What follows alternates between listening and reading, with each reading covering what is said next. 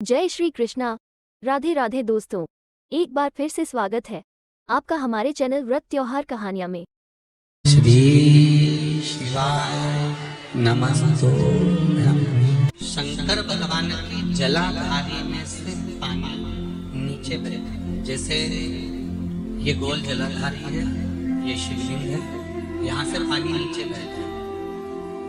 जब विशेष दुख वाली बात आ जाती है या कोई तकलीफ खड़ी हो जाती है, बहुत बड़ी अगर कोई तकलीफ खड़ी हो जाती है, तो शिवलिंग के स्पर्श की जगह जहां से पानी बहता है जाता है ये गोल, और यहाँ से जो भगवान के चरण है जहां से पानी नीचे गिरता है, समझ रहे हो ना सब लोग? उस स्थान पर अपनी जो ये हथेली होती है, इस हथेली को कुछ देर लगा लिया जाता है। कौन सा स्थान? जहां से शिवलिंग पर जल चढ़ा, ये जलाधारी में गोल घूमा, घूम के जहां चरण से नीचे जाता है वहां कुछ देर के लिए इस हथेली को लगा लिया जाता है। अपनी हाथ की, सीधे हाथ की हथेली को लगाया जाता है। और देवाधिदेव महादेव का या तो पंचाक्षर मंत्र या षडाक्षर मंत्र या श्री शिवाय नमस्ते इस मंत्र का या महामृत्युंजय मंत्र का स्मरण कर लेना, और दिल की बात भगवान शिव से कह दी जाती है। हृदय से कहकर 2 दिन, ज्यादा से ज्यादा 3 दिन, ज्यादा से ज्यादा 5 दिन, बस 6ठे दिन की जरूरत नहीं पड़ेगी। बाबा रास्ता खोल देगा और कार्य सफल कर देगा। दिल की बात कहो शिव से, अपने दिल की बात कहिए बाबा से। और जब दिल की बात कहोगे, हृदय की बात बाबा से कहोगे तो बाबा सुनेंगे। निश्चित है की कथा कहती है कि शंकर भगवान के शिवलिंग से लेकर जलाधारी में कुछ स्थान ऐसे हैं, वहां पर हमारा मात्र स्पर्श कर अपने दिल की बात कह देने पर भी कार्य सफल हो जाता है। तुम जल चढ़ाओ मत चढ़ाओ, तुम बेलपत्र चढ़ाओ मत चढ़ाओ, तुम धतूरा चढ़ाओ मत चढ़ाओ, पर दिल से अगर तुमने कहा तो उसका फल मिलेगा। शुक्ल पक्ष की 9वीं तिथि तो बेलपत्री, दोनों में पीला चंदन, बीच में लाल चंदन, और जो अशोक सुंदरी वाली जगह है, उस अशोक वाली सुंदरी वाली जगह पर डंडी का भाग जहां से पानी बहता है वहां लाल चंदन का भाग नीचे की ओर शिवलिंग से टच करता हुआ लाल चंदन का भाग, और दोनों चंदन, पीले चंदन के भाग बेलपत्री के उस अशोक सुंदरी वाली जगह पर रखकर मन कामना से शरीर में अगर कोई रोग हो गया जिससे चमड़ी सफेद पड़ रही हो, या काया कोई जगह जगह पर खाज हो गया, या कोई सोराइसिस जैसी बीमारी हो गई है, तो शिव जी पर उस जल को समर्पित कर उस बेलपत्री का जो पानी है वो लेकर आए, शरीर में उस स्थान पर लगाना प्रारंभ करें। धीरे धीरे लगभग 15 से 20 दिन तक अगर क्रम करा और श्री शिवाय नमस्तुभ्यं का जाप किया, ये निश्चित है काया अपने रूप में आना प्रारंभ हो जाती है। निश्चित पर प्रयास करना, सोमसूत्र वाला स्थान प्रयास, उच्चारण एक ही करना है आपको उस समय पर जल चढ़ाते समय, षडाक्षर मंत्र का उच्चारण।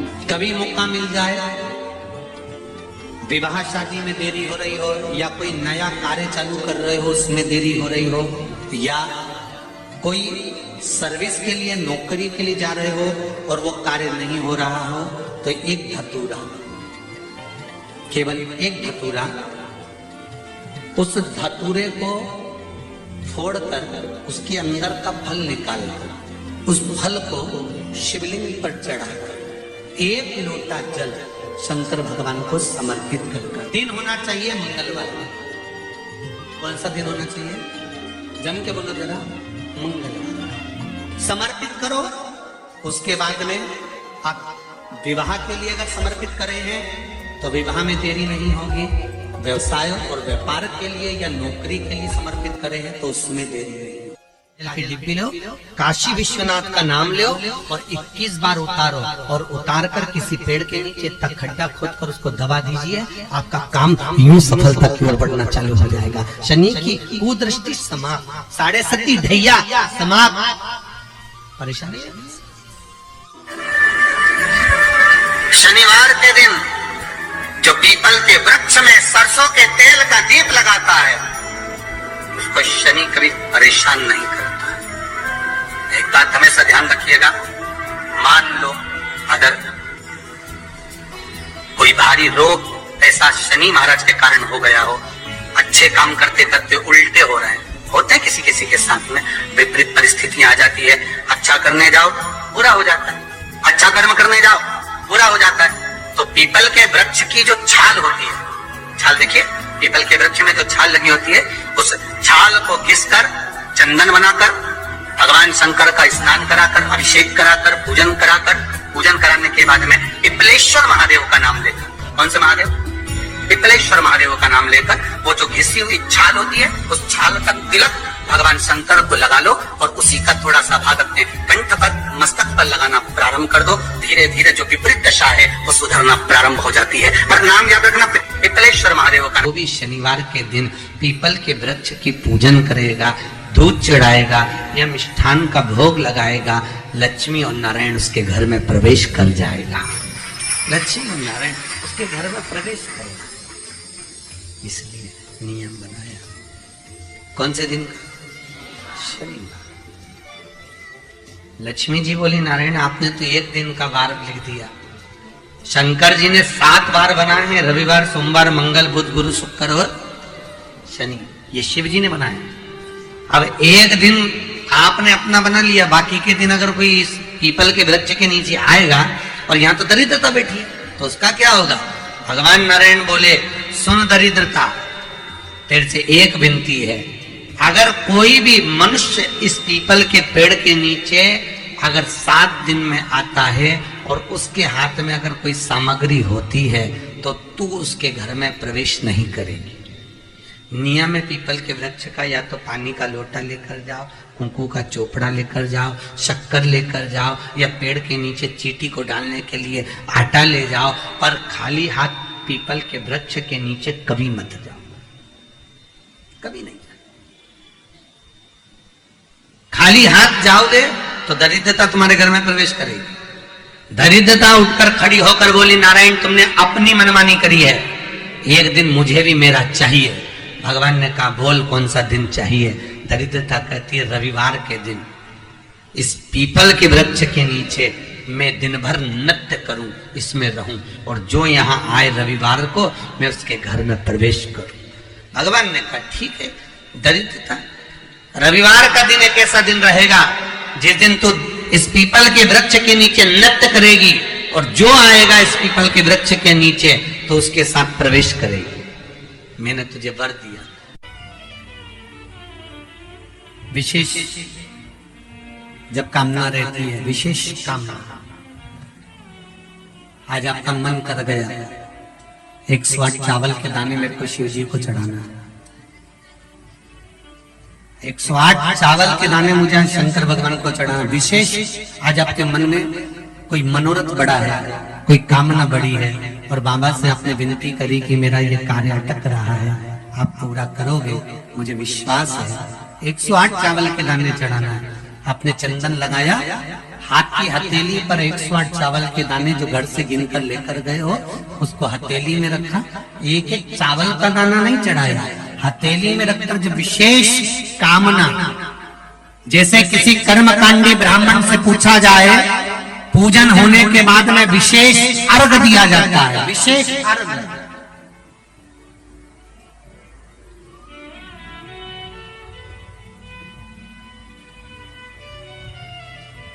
उसी तरह विशेष कामना के लिए स्कंद पुराण कहती है, जिस व्यक्ति पर कर्जा बहुत ज्यादा मात्रा में हो जाता है और कर्जा चूकता नहीं है, आप बहुत प्रयास कर लिए, करोड़ों रुपए का कर्जा हो गया, यहां से लिया वहां दिया, वहां से उठाया वहां दिया, वहां से उठाया वहां दिया, तो निवेदन है कभी मौका लगे कर्जा मुक्ति के लिए सारे वृक्षों में अगर कोई श्रेष्ठ वृक्ष माना गया है तो वो बट का वृक्ष माना गया महाराज। इसलिए प्रशासनिक कार्य के लिए, मानसिक टेंशन में, परेशानियों में बटकेश्वर महादेव का स्मरण किया जाता है।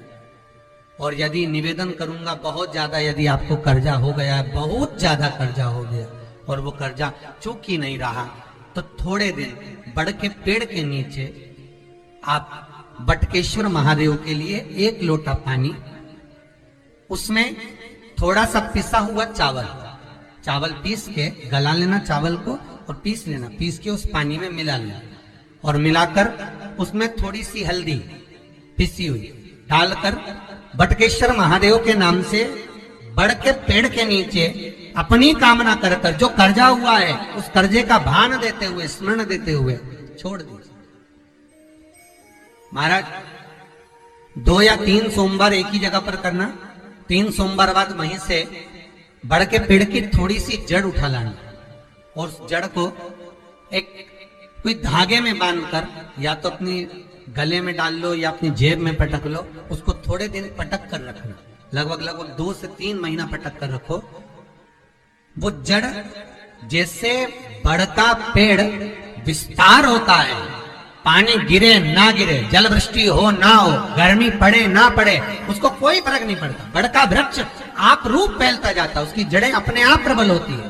उसी तरह ये बटकेश्वर महादेव कहीं से भी अगर जड़ आपके पास में रखी है 1 महीना, 2 महीना, 3 महीना तक, तो ये जड़ अपने आप लक्ष्मी को पकड़कर खींच कर लाती है और कर्जे से मुक्त कर देती है। बटकेश्वर महादेव का स्मरण सुख का देना हो। बटकेश्वर महादेव, जो व्यक्ति पथभ्रष्ट होता है, जैसे मदिरा के नशे में पड़ गया, कहीं जुए में पड़ गया, कहीं मांसाहार में पड़ गया, कहीं व्यसन में पड़ गया, कहीं गलत काम में अगर कोई जा रहा है, तो श्रम्भेश्वर महादेव के नाम से काली तिल भगवान शिव को समर्पित करी जाती है। महाराज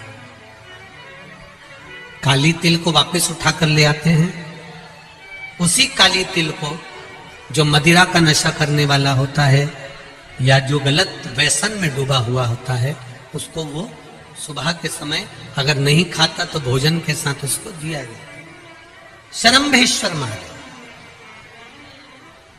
एक बेलपत्री का भी बहुत अच्छा प्रयोग है श्रम्भेश्वर महादेव का, मदिरा पीने वालों के लिए, मांसाहार, व्यसन में, जुए में, वेश्यावृत्ति में, पर नारी में, गलत जगह पर जो डूबे रहते हैं उनके लिए। पहले की कथा में इसका वर्णन किया है बेलपत्री का। श्रम्भेश्वर महादेव, एक बार सब बोलेंगे, कौन से महादेव? श्रम्भेश्वर महादेव। फिर जम के बोल लो एक बार, श्रम्भेश्वर महादेव। जब हमारे घर में क्रोध बढ़ता है या कोई गलत कार्य में जाने लगता है तो श्रम्भेश्वर महादेव का हमें शरणागति लेना चाहिए, श्रम्भेश्वर महादेव का पूजन करना चालू